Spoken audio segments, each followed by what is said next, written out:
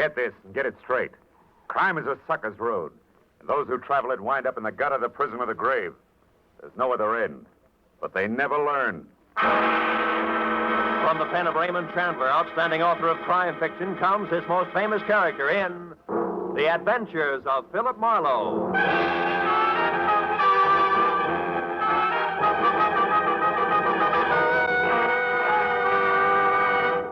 Now, with Gerald Moore starred as Philip Marlowe, we bring you tonight's transcribed story, The Cloak of Kamehameha.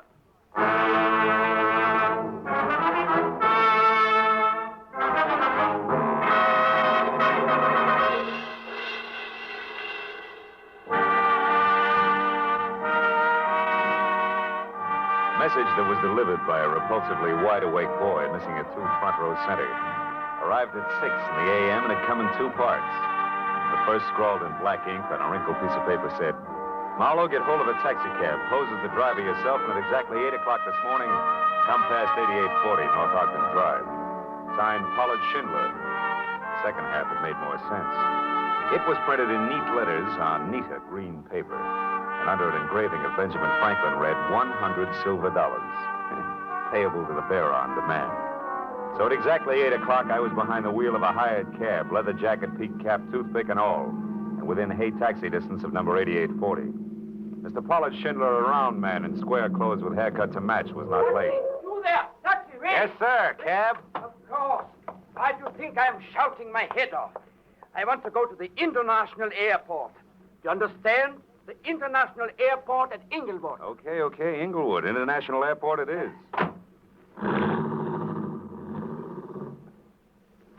Marlowe, the meter. Quick, put the flag down.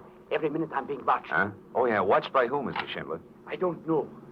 Now listen carefully, Marlowe. Later, you have to go to the Kamehameha Hotel and wait for a young lady named Lenny Collier. Uh-huh. Then, at the hour she designates, you go to her house, number 44 Diamond Head Circle, and pick up the cloak. Now, wait a minute. Holly Moana, Diamond. What is it? The hotel isn't by any chance in Hawaii, is it? Didn't I mention this in my note? No, you didn't. Or did you mention picking up a cloak? That just proves I haven't been myself ever since yesterday. Yesterday, I received this anonymous letter that's postmarked Honolulu. All it says is, Kamehameha's cloak of golden feathers will bring no less than death. Oh, great. Marlowe, have you ever been to the island? Yeah, twice. Once on business and once pleasure. But then surely you've heard people speak of King Kamehameha. Yeah, I think I do. He was back around the 1780s, right? Yeah. The big organizer conquered Oahu by driving the defenders over the cliff that divides the island in two in the... Pali. Oh, yeah, Pali. Now, Marlowe, the feathered cloak that Kamehameha wore was about 100 square feet, and every inch of it a golden yellow feather. Uh-huh. And valued at more than $500,000. Hey, how come? The feathers. Oh, the feathers. Yeah. They are from the now extinct black mamo bird, Marlowe. There was only one yellow feather on each bird. Well, I could explain why they're now extinct. But don't tell me that all this is a game of Collier to Marlowe to Schindler with a cloak that belongs to the museum. Oh, no, Marlowe, it isn't. With the cloak you speak of. But Lonnie Collier has another one. Less valuable, of course. It's 1/4 the size. Oh? But it also belonged to the king. And it also is made of the priceless feathers. And is this her property to have in a whole legal like? Yes.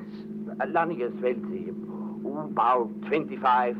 Went to fashionable schools here in California. And as a result, cares more about fun and pretty clothes than she does priceless heirlooms. I can't understand that.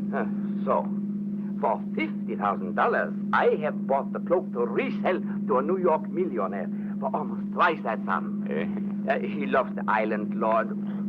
Marlowe, Huh? I was right. I'm still being followed. Don't look back. Drive faster? Don't do nothing. This is exactly as I want it. Now, whoever it is will follow me, not you. And when I am in Honolulu, they will still follow me. Well, I take care of the business on hand. Yes. Now, there's a reservation for you on the next plane. So, after you leave me and collect your cab fare, which will be $500, you drive away. Then later, Marlowe, get back here, aboard your plane and underway. And tonight, when I've got the cloak? Take it back to your hotel room at the Kamehameha and sit on it hard. Because unless I am a complete success as a decoy, you will have your share of trouble too, I'm sure. But Marlowe, from what specific direction it will come, I do not know.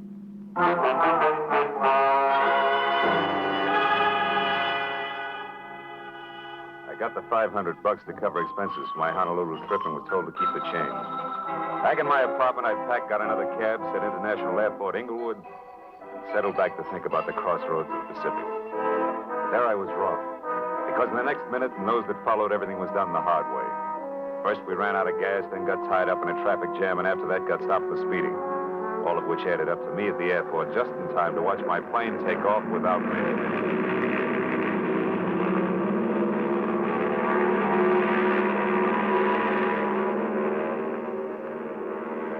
Later, when I told a cherubic clerk in a gray flannel and insipid smile that my name was Philip Marlowe and that I wanted a reservation on the next flight, which was leaving in an hour, things got even worse. You can't be Philip Marlowe, sir. That is not the Philip Marlowe who was on Flight 21 that just left. You have a reason for saying that, huh? I most certainly do. There were 36 seats on that plane, sir, and when she took off, all 36 were full. I know. I checked them myself, and I don't make mistakes. Well, bully to you, boy. But I happen to be both Philip Marlowe and the man who was supposed to be on that plane. Also, Buster, I'm just about out of patience. How do I get on the next plane or don't I? Come on, I can't stand indecision. Well, You what? Mr. Marlowe, I think it can be arranged. That's better. As a matter of fact, I'm almost sure of it.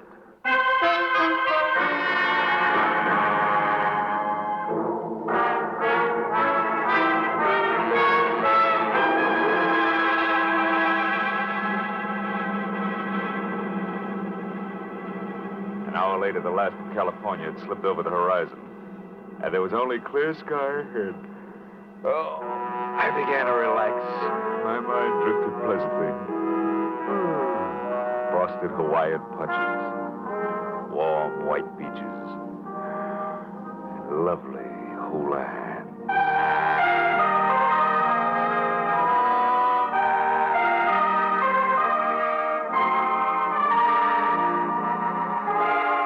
When I opened my eyes again, Diamond Head was in front of us, and majestic in the red glow of the evening sun that gave all of the lush Moana Valley I could see a texture of thick velvet. We landed like the airport was made of marshmallows. And a half hour later, I was in the lobby of the Holly Moana Hotel. It was cushioned rattan and Philippine mahogany over cool tile, and everywhere laughing, sunburned people wearing anything from Catalina swimsuits to prefabricated hula skirts. So smiling both inside and out, I worked briskly to the reservation desk and told a good-looking Hawaiian in white flannel that I was Philip Marlowe. But at his reply, I stopped smiling both inside and out. But, sir, your reservation was taken 2 hours ago. There must be some mistake. Some mistake? You are Philip Marlowe of Los Angeles, sir. Yes, so right. And look, I've been through this before today because of what I thought was an error due to what, sir? Nothing.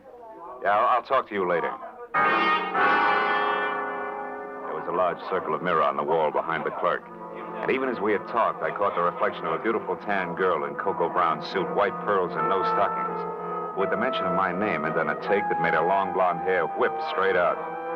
When she saw me watching her, she pivoted sharply on a spiked heel and hurried toward the lanai under the banyan tree, where there was Hawaiian music and a lot of different-looking people drinking at glass-top tables under a three-quarter moon. I stayed near the reservation desk long enough to light a cigarette. Then I followed her. She was seated away from the lobby entrance, and on a hunch that she just might be Lani Kalia, I started for an empty table next to her. But a middle-aged Chinese in gay gabardine, Panama to match, slipped into the chair that I was after. So I forgot about being subtle and addressing her as Mrs. Collier, introduced myself as an old and dear friend of Pollard Schindler's. One Leland Dunn. Well, this is a pleasant surprise, Mr. Dunn. But tell me, how did you know what I look like? Oh, Pollard Schindler's accent doesn't hamper his vocabulary, Miss Collier. Oh. He used the right adjectives, believe me. I'd love to.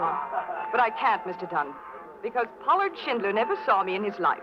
All our business was done by telephone. Okay, my mistake. I'm Philip Marlowe, Lani, and I want to know when we rendezvous at 44 Diamond Head Circle for the Cloak of Kamehameha. Look, you're no more Philip Marlowe than you are Leland Dunn. And if you need a reason, it's because I just left Philip Marlowe upstairs. Now, look, baby, there's only one Marlowe. That's me. I can prove it. I'll bet you can. Forged papers and all. I've already been warned to watch for imposters, so quit wasting both your time and mine and get out of my way. I've got things to do. Now, wait a minute, Lonnie, What listen. for? Proof that you're actually Kamehameha himself? No thanks, mister. Goodbye.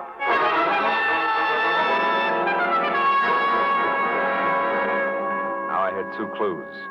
One, an obvious party who'd assumed the name of Philip Marlowe, and the other, Lonnie Collier. Less obvious, but more intriguing. So figuring the road company Marlowe would keep, I followed Lonnie, who by this time was getting into a long yellow convertible. Before I got to her, she lurched from the curb, so I ran across the street to what I thought was a taxi. But I was wrong, because it turned out to be a chauffeured limousine and being helped in by a small, swarthy item of dubious lineage in a wrinkled cotton uniform was the Chinese in gay gabardine and Panama to match, who had been sitting near us on the lanai. What counted more was that he obviously sensed my problem. You wish to follow the girl, sir? Yeah, you know, it's a lover's spat. You know what I mean. I think so. Jonah, quickly. Yes, sir. You know where she's going, sir? I'm not sure. Maybe Diamond Head Circle. Maybe it's leaning, sir. Oh, well, then let's make it Diamond Head Circle. Is there a faster way there, a shortcut? Oh, yes, there is. Jonah, begin. Yo. Which means what? Means, never mind Diamond Head Circle. Drive fast to the factory instead. And do not move, Mr. Marlowe. Marlowe? Oh, heavy artillery. Okay, Fu Manchu, what's with the factory? You out of the way until the cloak of Kamehameha is mine. Which won't work, believe it or not, clever one. There's another Philip Marlowe who at the moment is a lot closer to that collection of fancy feathers than either of us. You lie. A stupid bid for freedom. A bid that will not get you any... Jonah! And truck! Look out!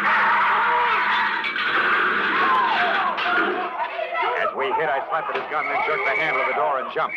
When I got to my feet, I was on the sidewalk and bruised, but better off than the China boy who was draped over the back of the front seat. A crowd that included a towering Hawaiian policeman who promptly told mine host to shut up gathered in a hurry, so I ran for a cab, gave the driver $10, the address I wanted, and took off.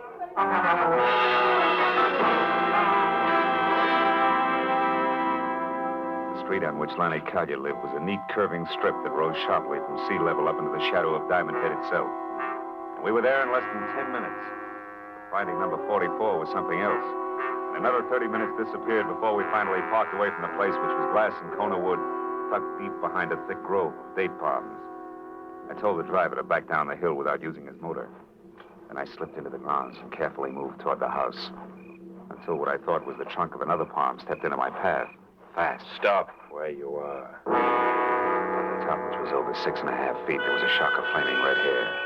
The whole frame was half covered in dirty yellow shirt, once upon a time white ducks and battered brown sandals. Who are you? Someone with an appointment to see Miss Collier. Why?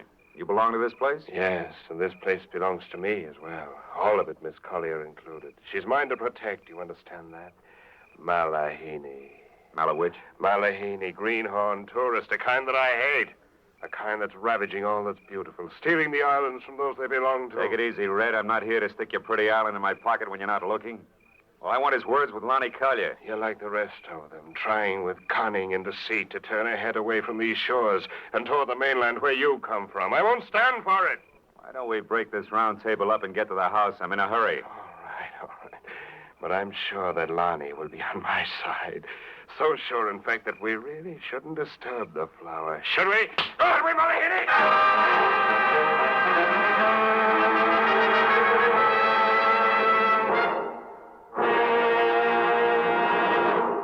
In just a moment, the second act of Philip Marlowe. But first, this Wednesday night, Fred Allen will be Bing Crosby's special guest on Der Bingle's CBS half hour of laughter and music.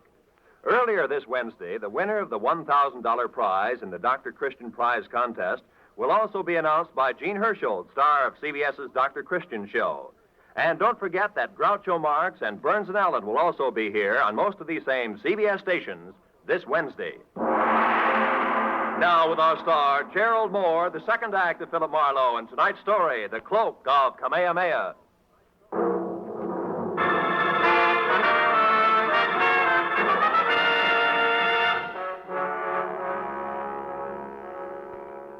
A red-headed lunatic with a slow, soft voice and fast, hard fist took me by surprise. I wound up flat on my back before I realized he'd so much as moved. By the time I got to my feet and took after him, he was sprinting for a bamboo thicket and had a 30-yard lead. It was all he needed to lose me completely. When I finally untangled myself from the jungle, I came out on the road. But then I heard a motor behind me, so I dove for the underbrush again just as a heavy car roared by.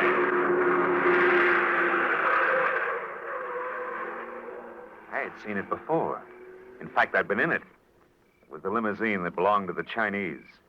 The back seat was empty, but the half-caste chauffeur Jolo was crouched behind the wheel like his life depended on it. Now, as I walked back toward the house, I saw that a door was standing open, spilling a shaft of yellow light across the dark grounds. I started up the walk when it came. A second later, Lonnie Collier burst into the path of light and ran for the open door. I went after her, caught her by one arm, and spun her around.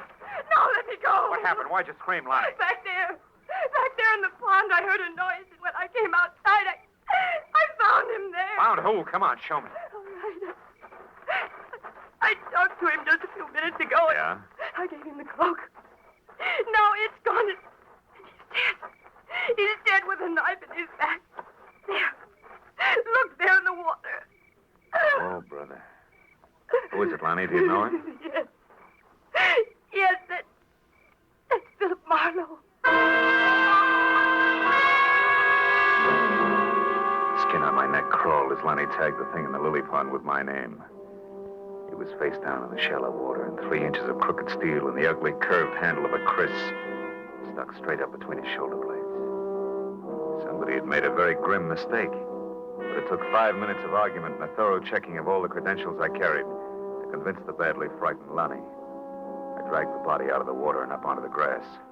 And I went through his pockets. What did you find? A card from the Hawaiian Island Art Products Company Limited, number 12, Harbor Street. Mean anything? No, I've never heard it. What's that on the back?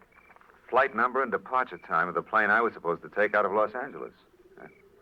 Whoever he is, he's been one jump ahead of me all the way, right up to your lily pond here.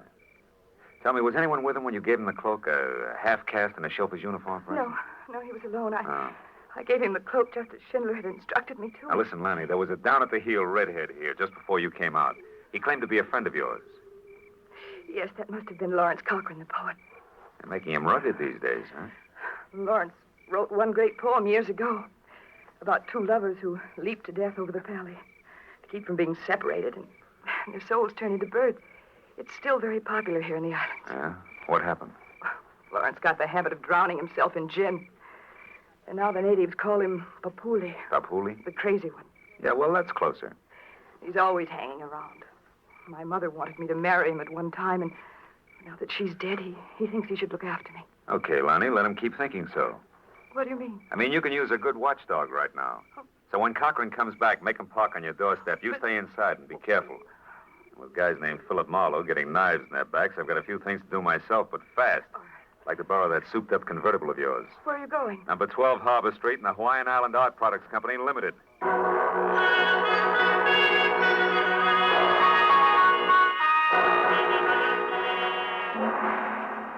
Harbor Street was a narrow, twisting alley 2 blocks below King Street.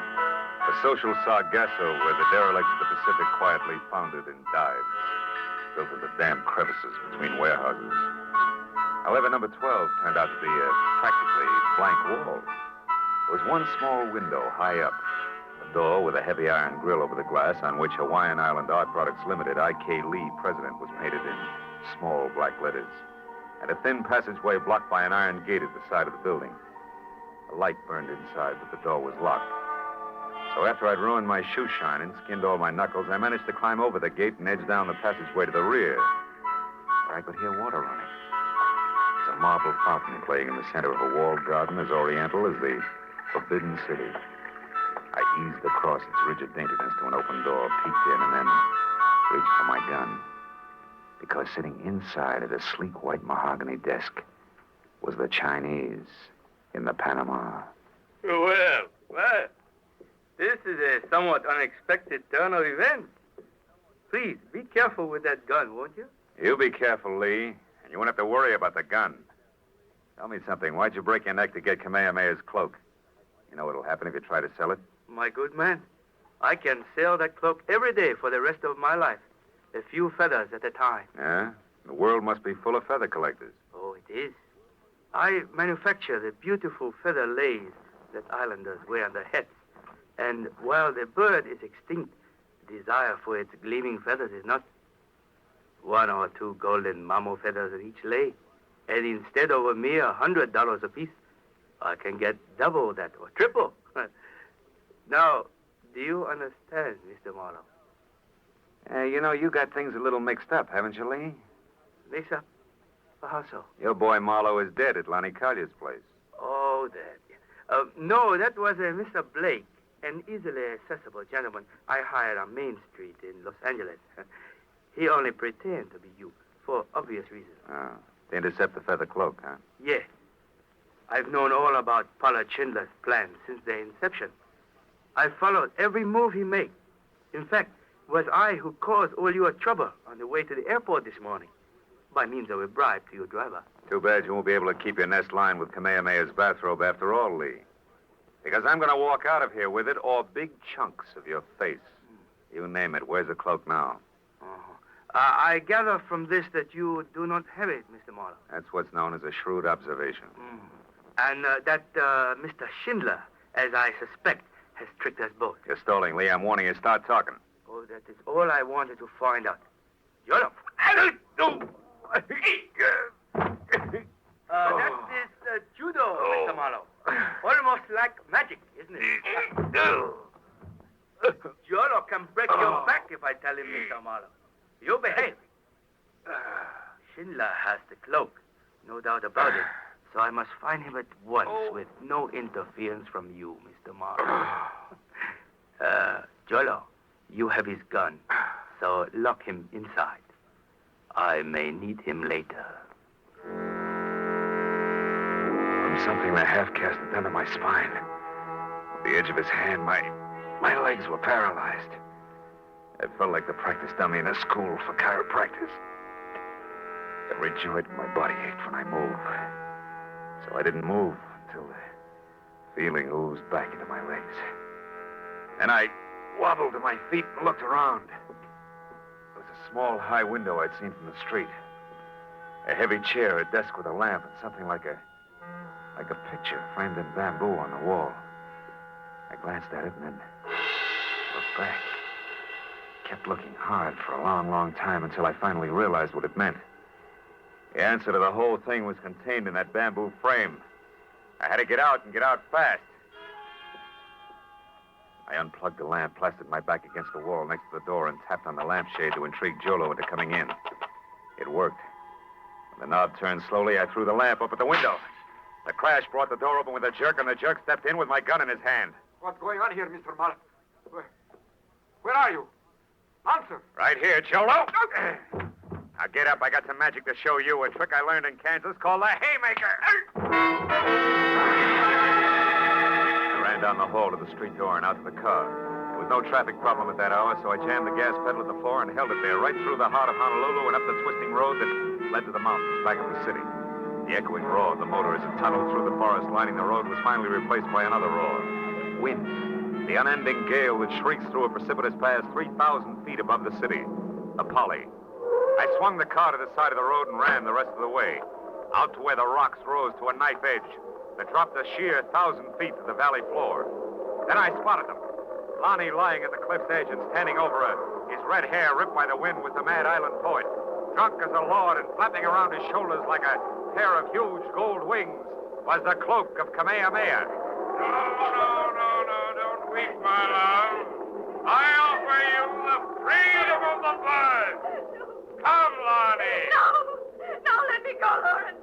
You're mad. No, Lonnie, you're the mad one. To think you could sell your treasures and leave the island. Your destiny is here. No, stop it.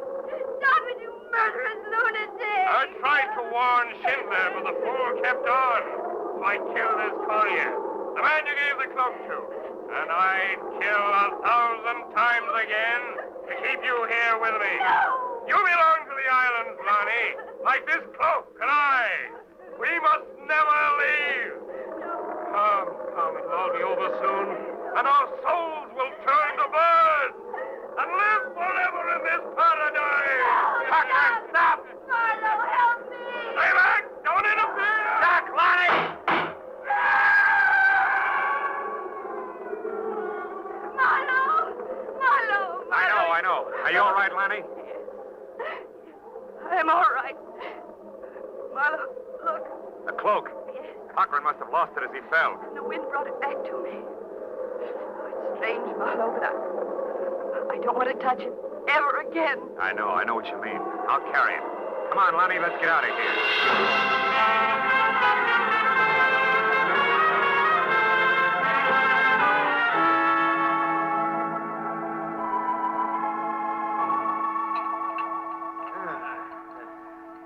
Nothing like ham and eggs and good black coffee in the morning sun to make one forget an ugly night. Right, my friend? Oh, you're absolutely That's right. all right. Schindler. Yeah. More coffee, Phil? Oh, thanks, Lonnie.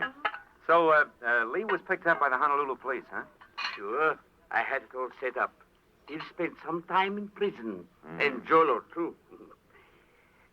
By the way, he was still unconscious when we got to him. What in the world did you hit Jolo with, Marlowe? Enthusiasm, mainly. And that's when you got away and came up to the Pally, wasn't it? Mm-hmm. Phil, how did you know it was Lawrence and where he'd be? Well, it's all tied with that one popular poem that Cochran had written, Lonnie. Oh? That anonymous letter you got in Los Angeles, Mr. Schindler, was a line from that poem. Oh, Kamehameha's cloak of golden feathers will bring no less than... How did you find that out, Marlowe? Well, you see, when I was locked up in Lee's factory, I saw a full copy of the poem on the wall in a little bamboo frame. Oh. When I came to that line you just quoted, it stuck out like it was printed in neon. See, for me, that pegged Cochran as the killer. Going on that hunch, I tried to look at things from his angle. He was a murderer, sure to be caught, desperately in love, insanely possessive of everything he thought belonged here in the islands. And he was an unbalanced lush as well. Rest of it figured, that's all. Oh, I see. And when he was cornered, he went back to the one important thing that he'd ever done. Exactly, Lonnie. He was lost. So he identified himself with the hero of his poem and took that as the only way out. It's amazing. Yeah, truly an amazing thing. Oh, yeah, it's a terrible thing, too, Mr. Schindler. Yeah. We all got what we went after, didn't we? Each of us. Even Lawrence Cochran.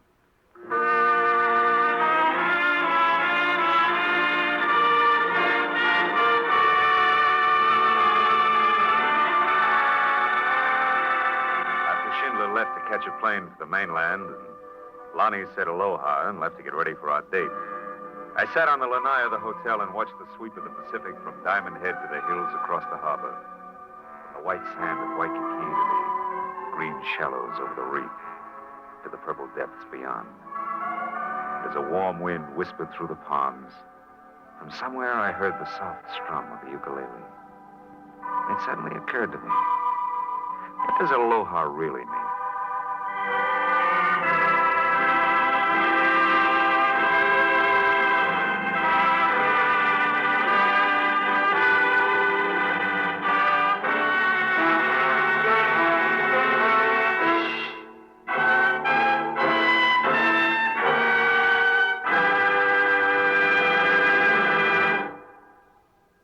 The Adventures of Philip Marlowe, bringing you Raymond Chandler's most famous character, star Gerald Moore, are produced and directed by Norman MacDonald and are written for radio by Robert Mitchell and Gene Levitt.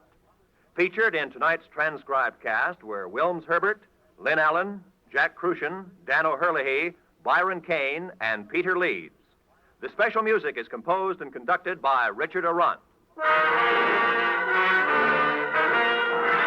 Be sure and be with us again next week when Philip Marlowe says... This time a dead witness, a $100,000 bribe, the eyes of a beautiful dreamer, and a corpse in a tool bin. We're all tied tight to the same thing. A fox's tail.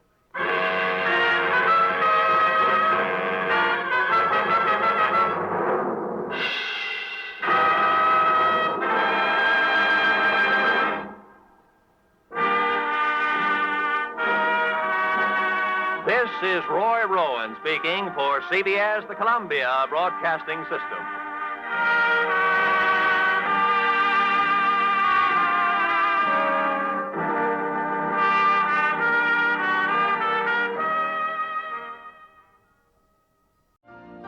You've been listening to the OTR Gold Network.